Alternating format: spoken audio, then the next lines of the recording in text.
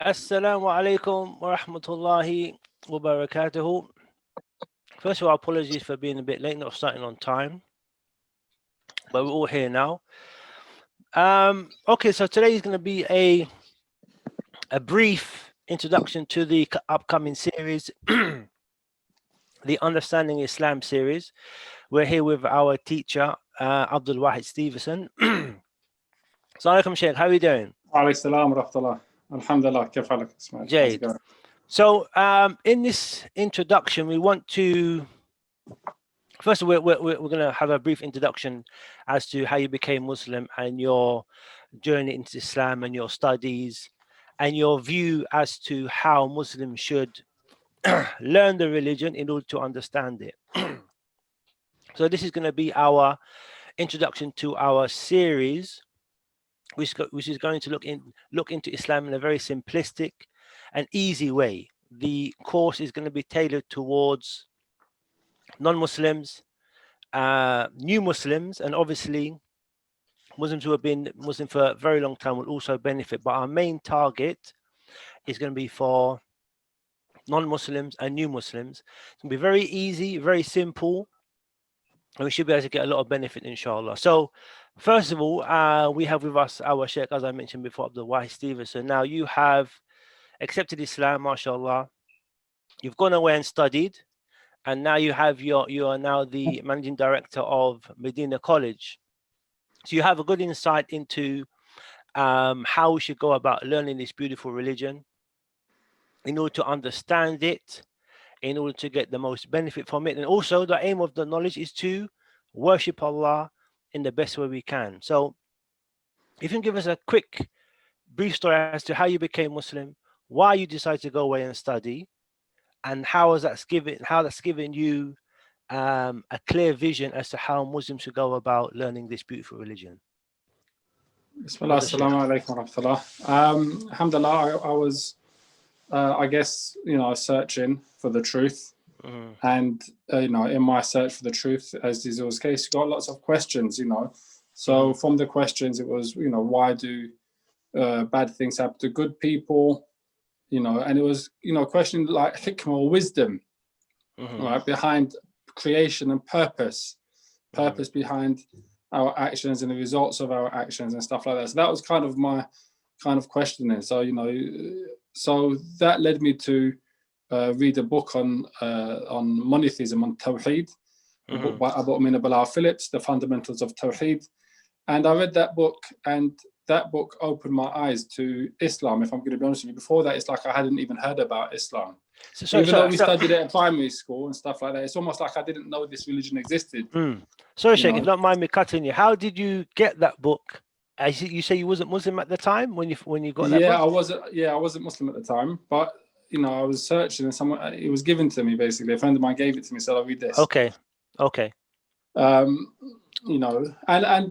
So I've given this book, and I read the book, and just prior to that, obviously, growing up in the kind of household where we believe in the lordship of God, and we recite or read our Father's prayer before bed. That was the extent of religion in my household.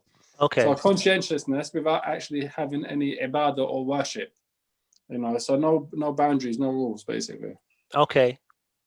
Yeah. So I read that book, made sense, accepted Islam, became Muslim, and slowly started to get in touch with people that now I'd seen Islam. I thought, hold on a minute, this guy's a Muslim. Now I'm call him and see what he's doing, because as a Muslim type of thing. So go in touch with some of the brothers that who I knew knew me growing up, like Asim and some of the brothers and stuff like that. And they, alhamdulillah, took me in and said, "Oh, look, this is the masjid. Let's go to the mosque." And the mosque was Brixton Mosque, Masjid Ibn Taymiyyah, alhamdulillah, which was good. As you know, one of the biggest blessing after being guided to Islam is being guided to a community that's upon the Quran and the Sunnah, Ahl Jama'ah. That's as big a ni'mah as being guided to Islam, obviously. So alhamdulillah, obviously it being a revert community, obviously the community, this is a community which is, I could kind of I could relate to background-wise and stuff. Yeah. It helped. And I think what helped more than that wasn't just that, and this is the issue. So you have, for example, culture, so you can relate culturally to the community, but there's knowledge. Yeah. Okay. And this is what led me to want to study and to seek knowledge, is the fact that at Brixton Masjid, there was conferences with scholars that were teaching the religion, in the courses. I think one of the last courses, and I think the best conference I attended there, was the Return to Knowledge one, where it was structured in the building next door, with the Mashaykh, Sheikh Ali Hassan, Sheikh Musa Nasr, Allah yarhamahum, they passed away, and the other Mashaykh that attended. Now, so that was structured courses in Aqidah and in Fiqh, Mustalah Hadith, and in Quran, 4 subjects, right? There were 4 subjects that we taught, 4 books that we went through over the space of a long weekend. There were certificates afterwards. And that really kind of set me on a path, basically, or the path that I went on. Looking at how knowledge is and how it's taught, and the mashaykh. And so, like I said, so there was a culture I could relate to, similar background. But more importantly, there was a knowledge in Masjid Ibn Taymiyyah that was being taught. Can I interrupt you? When someone enters into Islam, how should they understand this knowledge? Is it something that is a part-time job or part-time hobby, or as a Muslim, should we take this knowledge seriously? Because maybe people might say, well, okay, I'm Muslim now and I don't need to read, or we have levels. Whether you want to be a scholar, PhD, student of knowledge, or you're just just a normal Muslim who just wants to do his 5 daily salah, just do the basics. But no matter what level you're at as a Muslim, what is the fundamentals that we need to study and learn? Okay, there's two aspects here. Number one is knowing that Islam isn't just a theory; it's a practice, right? And this is what pulled me towards Islam, the practical aspect of it. That it's a way of life, it's complete, and so that being the case, it's not like a subject that you study and stop, and now you've got that qualification, you don't have to study anymore. Okay. Which is, so for example, in the Quran, Allah mentions concerning, and this is what you find sadly many people maybe fall into today. Allah says, وَمَنْ أَعْرَضَ عَنْ ذِكْرِ فَإِنَّ لَهُ مَعِيشَةً ضَنْكًا وَنَحْشُرُهُ يَوْمَ الْقِيَامَةِ أَعْمَى. Allah says that the one that turns away from my remembrance, then he's going to have a life which is a restricted life. Yes. Okay. So here you see the connection between the dhikr of Allah subhanahu wa ta'ala, which is the remembrance of Allah, the recitation of the Quran, the implementation of what's in the Quran in your daily life, and living a life which is where you find contentment and you find inshira al-sadr. You find, for example, your heart is open, it doesn't feel restricted, it doesn't feel like you're suffocating from the pressures and the stresses of life. So they go hand in hand.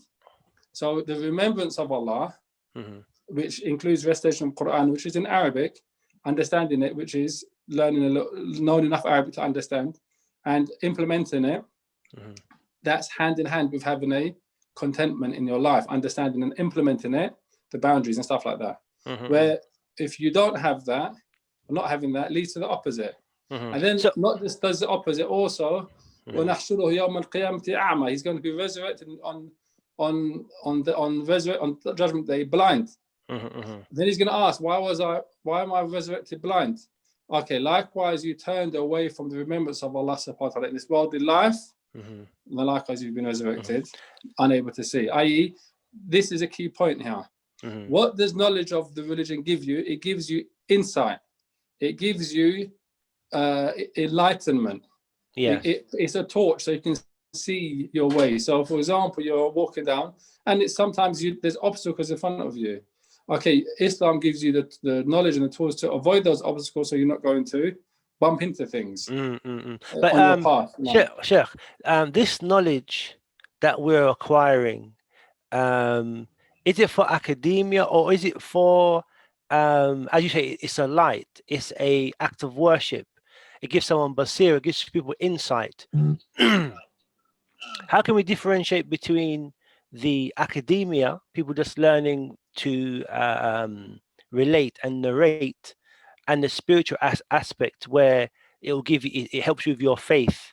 It gives Yeah. you an insight into Islam, so that this learning of the religion is an act of worship in itself, in order to keep someone spiritually connected to their Lord. Yeah. So Islam, it improves a person. It betters a person. So if you're learning knowledge and you're not improving as a person, then then something is missing. Either though you're not learning the right knowledge, or you're not learning from the right person. Could be that. This is what I mean. So if Islam, it improves you, it only betters. So you should become a better person as you're learning. Your humility should increase, your ego should go, for example. You know, your kindness should increase, your greed should lessen. You know, and these things. So Islam has to improve you as a person. Your relationships with others should become better. Your relationship with your dealings, business dealings should improve. So it should become better. Do you know what I mean? Yeah. So this is the connection with knowledge and seeking to understand the deen, is that there should be a direct connection to improving yourself. It's not a case of just gathering knowledge for the sake of it. 100%. It is to improve yourself directly. 100%. No. Knowledge is for actions. If you don't adorn your knowledge with actions, it will go. And you won't obviously get that benefit. So you found yourself, mashallah, you went to the conference in Brixton, and you was inspired to go away and study. Yeah, not just, I wouldn't say just inspired, also say supported as well. So what I mean by that is that there's an encouragement to go and study. There were brothers there that were going abroad and studying in different places. The Imam there, Sheikh Omar Jamaiki, for example, had already studied abroad and graduated. One of the other teachers there, Sheikh Ahmed Awais, that was teaching, was a graduate from the Islamic University of Medina as well. There are other students that were going to Yemen to study there to seek knowledge of Arabic language with Sheikh Muqbil. And so there's a culture of seeking knowledge and studying and learning. So, you know, that's one of the things that had an impact, no doubt. So what did you find then? You're now taking this journey to studying Islam very seriously. You're going to leave the UK and study abroad. If you can just summarize the process and what you got from it on your return. So obviously, you know, before studying you don't wait to do it. You don't wait. Okay, when I go abroad, I'm going to study. So you start where you are. You start now. Yeah. So there's, for example, delay. Okay, well, you don't delay a good deed because you don't know if you're going to get to do it or not. It's not in your hands. So any good deed you're able to do, you do it the moment wherever you are. You live in the moment. Yes. Right? So study likewise as well. You take what you can where you are, and then Allah facilitates you. You continue studying when you go abroad. So my intention was to go abroad. As how I was over there, I didn't know. I was applying to study. I was also applying for work as well, right, to teach, with the intention of doing what? Being in a better environment. And this is where the environment's key, i.e. the masjid, the community, encouragement and positive, you know, vibes, seeking to better yourself and improve yourself. You know, coming from a bad place, getting to a better place. That's really key for a person to see those examples. So in any case, so alhamdulillah, I got accepted to the Islamic University of Medina. I went over there, I studied there for 6 years, and I came back. And as you know, we set up the masjid in Croydon ICT, something was involved in, alhamdulillah. And you know, we started teaching there. Okay, so now studying obviously is you know, there's academic studying like what you mentioned. Okay, yes. At the Islamic University of Medina, it's academic studying. You're studying set syllabus, set number of hours a day over a set period of time. You've got exams at the end of every year, you know, and you have to pass the exam to go up to the next level. So it's academic study. It's in a university environment. Yes. At the same time, there's durus in the masajid as well in the evenings, you know, and then there's, you know, chilling with brothers, meeting up, going out, doing family time. And this is something I always try to emphasize, that Islam is a balance. It's a balance between your dunya and your deen. It's not a case of, your deen means you don't have any dunya. وَلَا تَنْسَ نَصِيبَكَ مِنَ الدُّنْيَا. Your wife and enjoyment, your family and enjoyment. These are from the benefits of the dunya, right? So I was a student, but I was married. I had a family. I was studying in the day, and I was sometimes in the masjid in the evening, sometimes with my family, sometimes. And this is really important, that for anyone that's studying, is they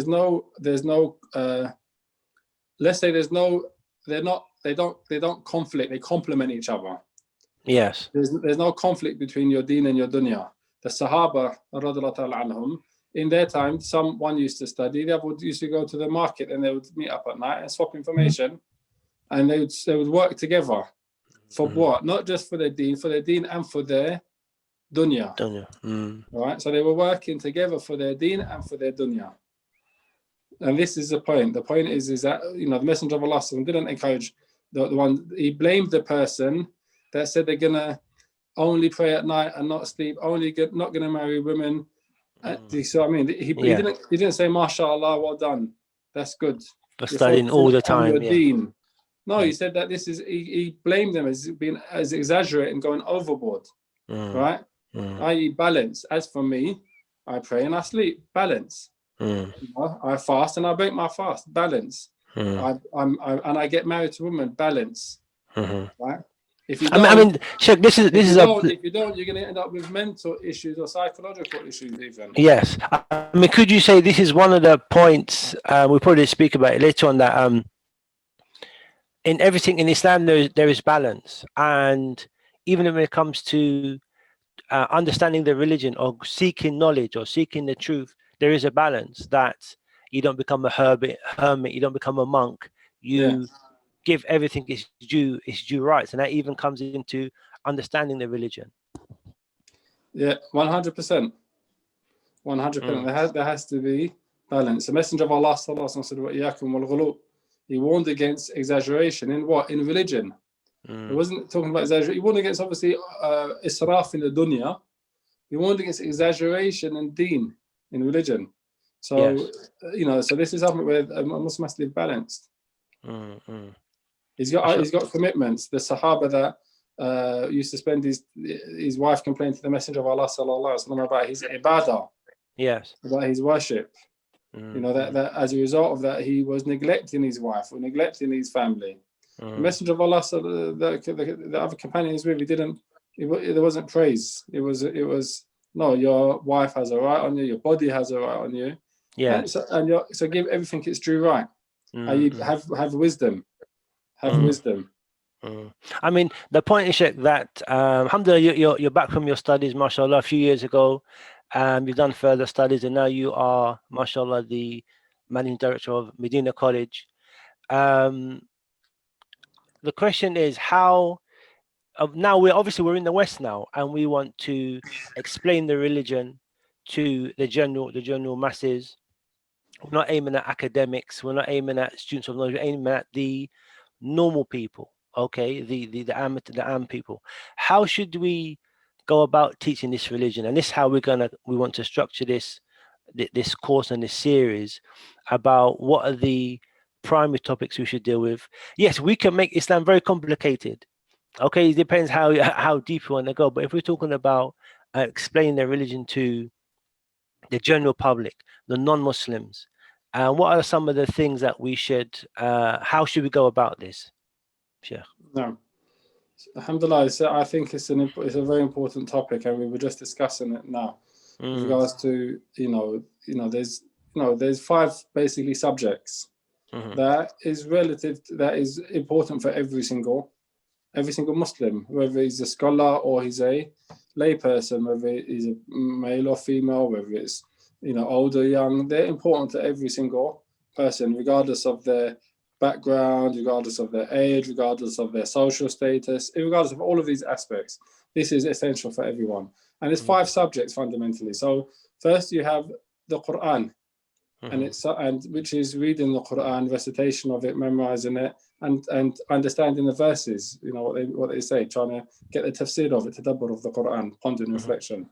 And then you have you have aqidah and tawheed, which is your belief. You know, the arkan of iman, belief in Allah, believe in the angels, believe in the messengers. So this is aqidah. Everyone needs to understand this, especially more so in the West, where there's obviously attacks on the values that you have as a Muslim, which is based upon your aqidah. So you have aqidah, then you have fiqh, and whatever related sciences like fatawa, for example, right? Fiqh and fatawa, sharia related issues of fatawa to do with inheritance or whatever else. This is fiqh, how to pray, and how to what's zakatable if you've got wealth, for example, marriage, fiqh issues, and fatawa being, for example, specific instances that pertain to individuals, what the responses are. That's the third subject, fiqh. And the fourth subject is hadith, which is the sunnah, the way of the Prophet sallallahu alaihi wasallam, the application of the Quran. And the fifth one is the Arabic language, because all of the above, the source of it is in the Arabic language. So you need to learn Arabic to pray. That's your fiqh. You need to learn Arabic to recite Quran, because it's in the Arabic language. You can't recite Quran in English. You can read it to understand in English. You can't recite it in Arabic, in English. So, and the Messenger of Allah was Arab. He came from an Arab community, and the hadith is in Arabic. So Arabic is important in the religion. You know, it's not just a language; it's a language which is important for us as Muslims. You know, so, and then it has other benefits. And knowing the second language also has benefits, and Arabic being the language that you learn is going to have other benefits, because when you go to the Muslim-speaking world, you're able to communicate, because a lot of people will speak it. And when I say the Muslim-speaking world, I don't mean the Arab world. I don't mean the Arabic, because Muslims in Africa speak Arabic. Muslims in Pakistan and India speak Arabic, maybe not as fluently, but they speak it because they learn it for their deen. Yes. You know? So likewise, us in the West, we have a similar kind of obligation to. So these are the 5 subjects. You know, Quran, reciting and pondering it, aqidah, your belief, arkan of iman, fiqh, i.e. the halal and the haram. You know, what can I drink, what can I eat, what can I, not wear, and stuff like that. And then hadith, obviously this is sunnah, and then Arabic language. Okay. So how do you know, I mean, if you're giving advice to someone who's looking into Islam, okay, or you got a new Muslim, how would you want them to proceed? How should they start this journey in learning their religion? Keeping in mind, they're not doing it for academia, they're doing it for spirituality, to practice and to better themselves. So it's the hadith of the Prophet sallallahu alaihi wasallam. The angel Jibril came, asked him about Islam, then asked about Iman, and then asked about Ihsan. So these are the kind of the levels. So Islam, okay, the Shahadatain. I took my Shahada. Okay, now what? Okay, I know what it means, because I took it and I have the belief. Okay, now what? Okay, now you have to learn to pray. Okay, prayer. There's the let's say prayer. For want of better words, there's the rituals of prayer. Okay, i.e. the movements, what you say. Okay, there's that aspect of it, but there's a spiritual aspect of the salah as well. You know, and what I mean by that is the comfort and the tranquility in prayer. That's what I'm speaking about. So as much as you learn the words and the movements, likewise as well, you need to learn, for example, the heart, the role of the heart when you're in what you're saying and what you're moving. Why are you making sajda, for example? What's the significance of it? What's the wisdom behind it? What's the wisdom behind stuff like that? So that's Islam. Then Iman, this is the unseen. Okay, this is faith. This is belief. Okay, and again, you've got like you said, the academic. Okay, I can tell you, Iman is based upon belief in Allah and the angels, and then belief in Allah entails the tawheed of rububiyyah, uluhiyyah, asma wa sifat. That's the academic side. It's true. Yeah. Okay, but how is it applied? How do you apply the application of that knowledge in your daily life? The application of belief in qadr. Like I know the arkan of qadr. Qadr is 4 arkan, and it means A, B, C, D. And each one means, okay, that's the academic side, like you said. That's what you go and study at college or at Medina College. But what about the applicable side? Now you've got an ibtila. How do you apply that knowledge? So that's what we're speaking about. So Iman. And then obviously, Ihsan. you know, a striving for the best with regards to the purification of your heart and your actions. And so you have ihsan as well. So those are kind of like the things. And then it's about, you know, taking those steps to apply that in your life. Mm-hmm. You know, how is it applied? How is ihsan applied? How am I applying ihsan? I mean, like, in understanding Islam, sometimes we might want to take on so much knowledge, but yet not be able to implement it. I'm sure there's a way to study where we learn something, implement it, rather than learning a lot and not implementing half of it. Do you understand? Yeah. Like how do we progress then? Do we need to check ourselves that okay, before I put more books on my back, have I implemented this before, and then move step by step? I think the key thing here, and this is where a lot of us kind of are missing. We're missing a key element. Yes. Is having a teacher. And when I say a teacher, I don't mean a teacher in the sense of like you've made a very good distinction. It's really important between academic study and, you know, for want of a better word, spirituality study. I can't think of a better word. For want of a better word. Okay. Or you could say studying for Iman, studying to increase your Iman. Okay. To increase Iman. So we need elders, we need mentors, we need examples, someone that can you know, we can go to, someone that we can ask, someone that can guide us and direct us, basically. Right? So, and this is how Islam passed. It didn't pass through books, it passed through teachers, through people, living examples that are doctors of the deen, for want of a better word, i.e. they can see the ailments and they know what the medicine is. Okay. Right? They can recognize, they can give the medicine. So this is what's missing for a lot of people. You know, it's something that I think, you remember when we was at ICT and Ibrahim, he wanted to set up the, what was it called, the Young Companions that you set up? Yes. Okay, and so it's something that, you know, he implemented really well, which is, you know, there's all these young people, okay, they're Muslim, but who are they going to get direction from? Yes. It has to be the elders. Something that Boots Matthew did well as well in the time of Abdul Haq Baker when he was the, you know, I saw him as an elder that I could get direction from. Yes. You see what I mean? So that's important to have, you know, and that doesn't, you know, we're not talking about direction in the sense of, you know, it's someone that's older than you, that's been Muslim longer than you, and has more knowledge than you. That can. We're not talking about a sheikh. I'm not saying everyone is an experience, knowledge and experience. Yes. Talking about knowledge and experience. So they have the basic knowledge, they have the correct understanding, they have experience. You know, so you're able to go to them and say, okay, look, I'm facing this situation. What do you advise? It's not to say you have to take their advice, but you have someone that you can consult, a mentor type of thing. Do you get what I mean? Yes. You know, so I think that's what's missing, or that's something which is good to have. You know, a teacher that you can consult and stuff like that.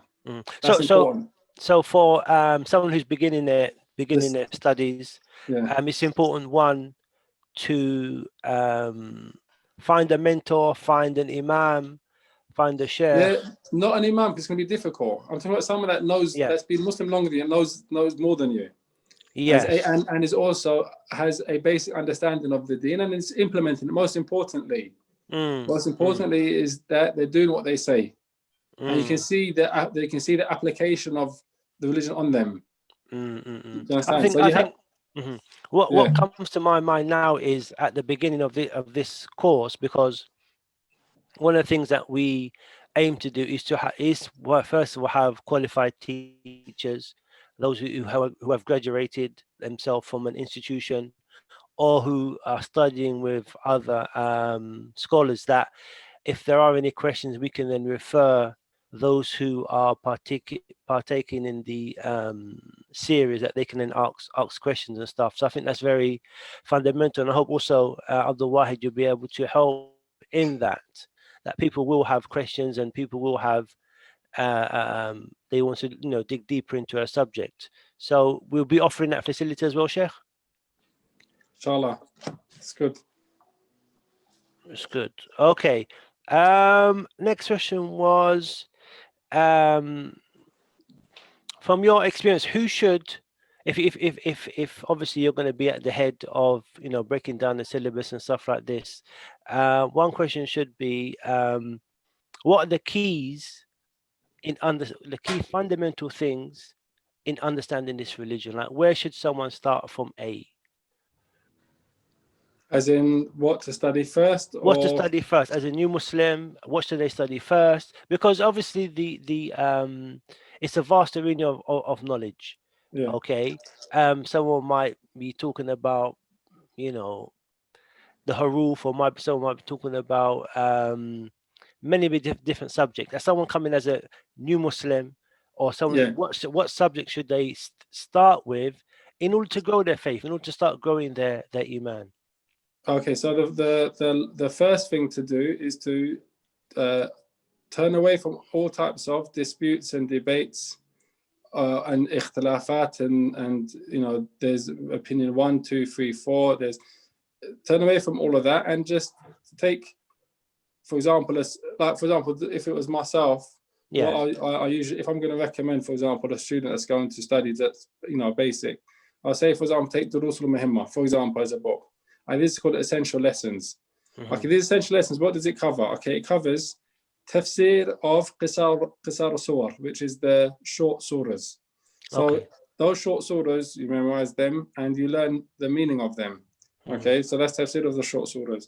Then it covers like I said, the arkan of Islam in basic, then the arkan of Iman in basic, and it covers adab and etiquettes and manners and morals.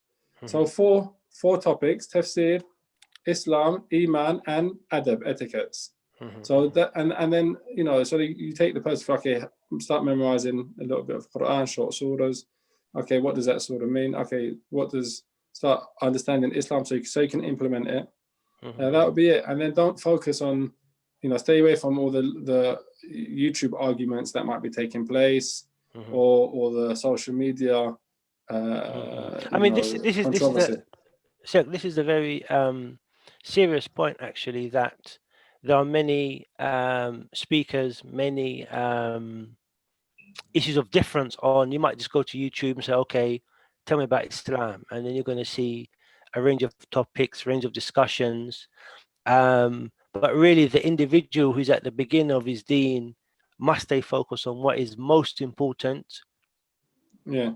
For So them and Tawheed, for their Fiqh, faith. and Quran, Tawheed, and Fiqh, these three, because they're applicable. You're going to be asked about them on Yawm al-Qiyam. You're going to be asked about, how did you pray or not?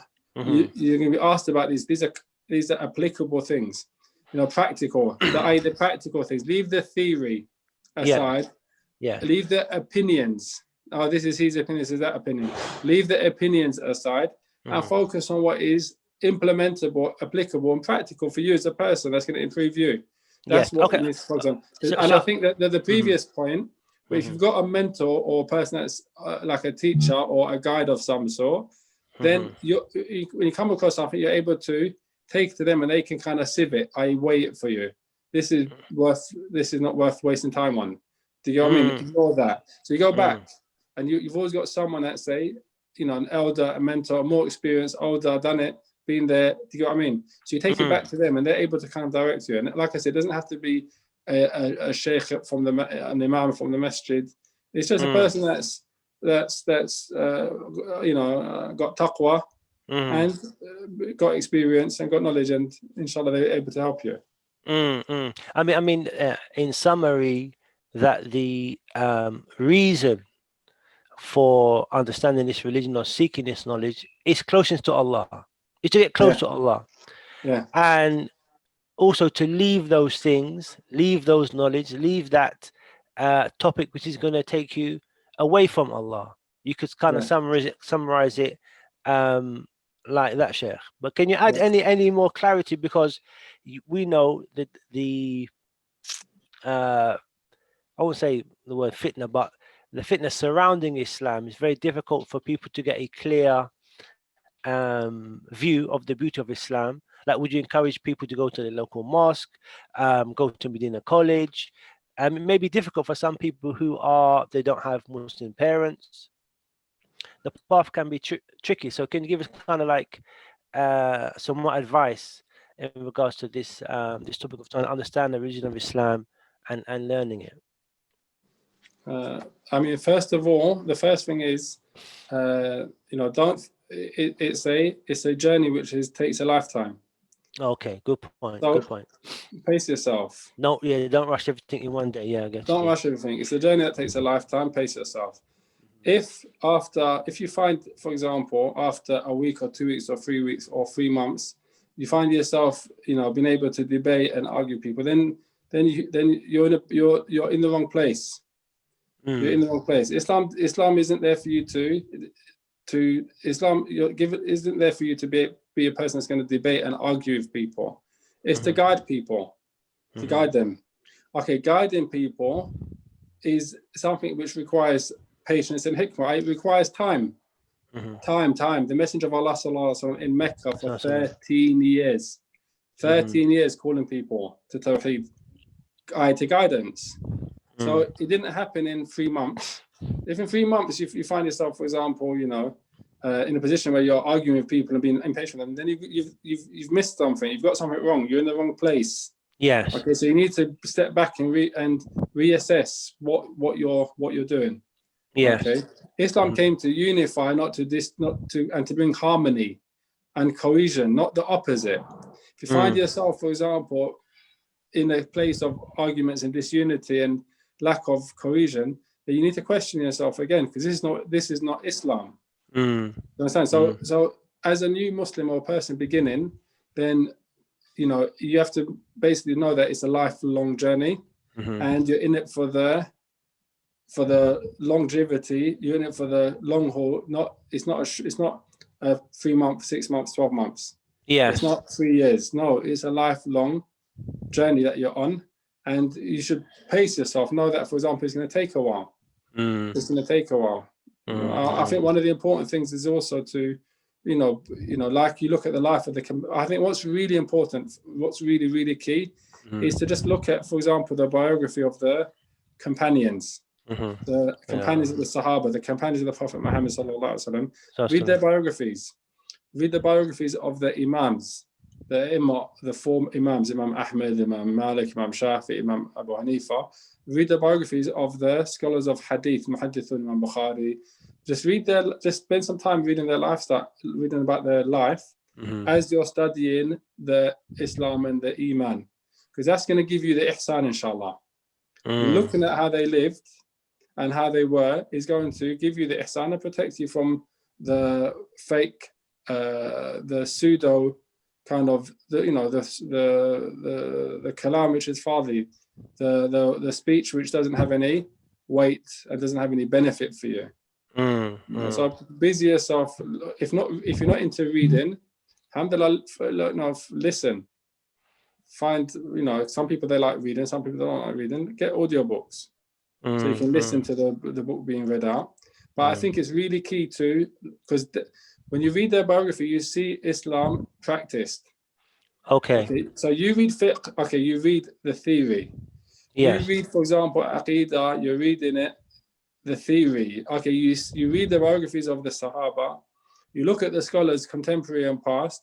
You see it implemented.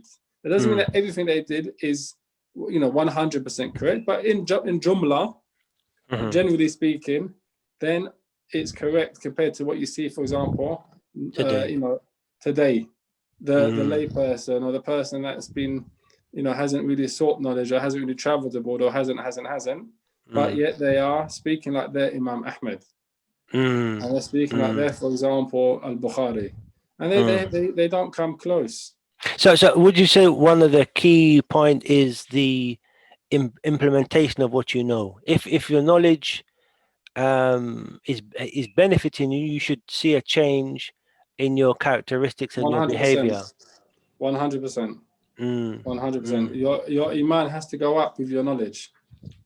Your iman has to go up with your knowledge. How it goes up is by your drawing closer to Allah. Your ibadah becomes more. Your ikhlas, your sincerity, your mutabi of the sunnah becomes more. And again, one of the ways to do that is to read, like I said, the biographies of the Sahaba and the Tabi'in and the scholars of the past to present. I mean, we may also have some we hope to get some non-Muslims who will be tuning in. So they may be coming, understanding Islam from a different angle. What advice would you give to them in order to, as you say, not see Islam as an academic religion, but a religion that is based on knowledge, to increase faith? What kind of advice would you give to them who are going to be tuning into this series? With regards to, I mean, the problem is with regards to anyone that's kind of perceiving Islam from the outside, then, you know, it's heavily biased by the media and by government policies and things like this.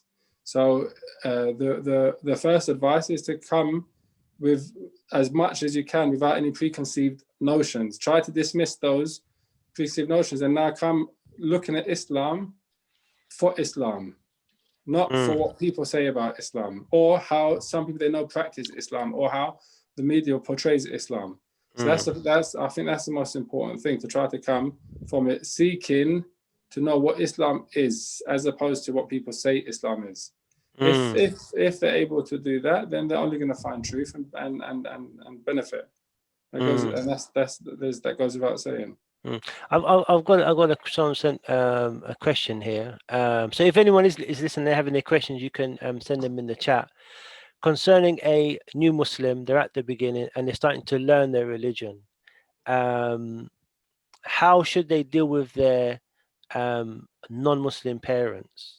Like, obviously they're starting to practice, that maybe they're starting to pray in their house, they're eating halal meat, they're praying, they're doing all kinds of different things. Even as someone who's a practicing Muslim, how does Islam tell this person how to behave with their non-Muslim parents? If the advice is to read Surah Al-Luqman. The Luqman's advice in there, it mentions the wasiyah, or the advice, the counsel of Luqman to his son. So in Surah Luqman, it mentions the counsel of Luqman to his son, and in that it mentions the advice to how to the obedience to parents, except if they strive to cause you to commit shirk, then don't obey them in that. But you still have to have utmost respect and duty towards them and serving them and the like. So in any case, you know, and so that's the general principle. General principle is sort of Luqman, that the wasiyah of Luqman to his son. That's the first thing. After that, the second thing is everyone has certain cultural things which they know are acceptable or unacceptable in their dealings with their parents. So you based it upon that. You know, Islam has to improve you as a person. Yeah. And that improvement is going to be witnessed by those that are closest to you before it's witnessed by others. Before it's witnessed by others. So those closest are your parents and your siblings and so on and so forth.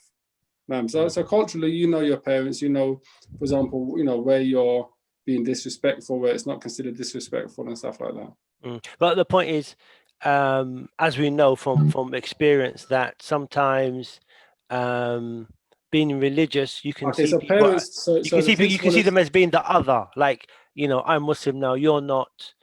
No. There's a barrier behind us. Yes. No, it's not allowed. It's not allowed at all. The matter of fact, Allah describes a relationship as ihsan. Yes. Or saying al-insan walidayhi husna, and we told you are commanded mankind with their parents to have a husna. It's ihsan. It's from ihsan. They have to have ihsan towards their parents. After the right of Allah, after the Messenger of Allah sallallahu alaihi wasallam, your parents have the most right to your ihsan than anybody else. So that's the principle with regards to parents. You know, basically, your parents can't be wrong. Take it as a principle. And the only time they can be wrong is if they're forcing you to disobey Allah, in which case they can't be right. Other than that, then they can't be wrong. And what does that mean? That means that it's I hear and I obey. I carry out your commands. I'm here at your service. You're my mum or you're my dad. What else am I going to do? How else could I be anything else? I mean, the point I'm trying to emphasize is that through understanding Islam, through learning Islam and having good examples, you shouldn't fall into those mistakes of extremism or being self-righteous. It should humble you. Yeah, but it's a long journey. So maybe initially there's enthusiasm, but yeah, it should. I mean, if you're able to avoid a period of that time, then alhamdulillah, that's good. I think we have a question. Ibn was weaver too. Many are rejected by family. I think that's a question which is kind of off the topic. Maybe we'll deal with that as we get into the actual course itself. Fine. Okay, we've kind of covered most of the topics. Myself, I'm really excited about how this course and how this series is gonna proceed. We'll be dealing with a whole lot of topics, step by step, taking it easy. There's no rush. And it will be beneficial for you. So if you have any non-Muslim friends or family that want to know about Islam, I urge them to tune in the same time.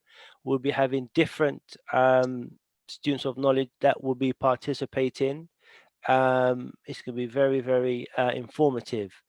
Abdul Wahid, any kind of parting words for our audience concerning how we're going to proceed and how they should learn their religion and stay in contact, etc., etc. First of all, Barakallahu feekum, I think the initiative is really important. This and the other ones that you're doing with the community, they are so important to establishing and maintaining the huquq of the Muslim ala akhihi Muslim, maintaining the rights of the Muslim on his fellow brother Muslim and fellow sister Muslim. And as you know, the haqq al-Muslim al-Muslim khamsa, there's 5 rights that every Muslim has upon another Muslim. And from them is Raddu Salam, reply to the greetings of Salam. And this is by way of spreading love to another person. You don't know him, doesn't matter. You say Salam, if he greets you, say Wa alaikum Salam. Then there's Iyadatul Marid, visiting the ill. Wattiba' al-Janaiz, attending, following his funeral. Wa Ijabat al-Da'wah, accepting his invitation when he invites you. And Tashmit al-Atis, when he sneezes and says Alhamdulillah, you say Yarhamakallah. So these are the basic rights, and from them, especially in this time, for example, is Iyadatul Marid, or checking in on the person, who's ill, visiting a person who's ill. And because of COVID, and there's and the like, this has been difficult because you can't go close to people that are ill. It's become an issue. It's about Janat became difficult because of COVID. So that has left a lot of people in a situation where they feel lonely and isolated in the community. So something like this, where you're maintaining that connection with the community and allowing the community to stay connected with each other is really important. So participating in it contributes to its continuance and continuing. So my advice is for everyone to share and to invite other people to also join and to participate in the Zooms, even if they're just watching and observing. By inviting somebody else, you don't know how much you're helping them to be a part of the community and taking them away from isolation or loneliness or. So I think the main thing is to understand that this is part of fulfilling a duty which is a right upon another Muslim. And inshallah, may Allah reward you and the brothers for organizing it and doing that.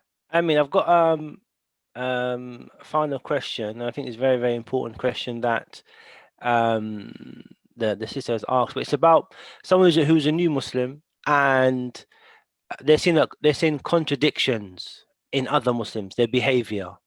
Whether it be, okay, well, I've just learned that you're supposed to be praying 5 times a day.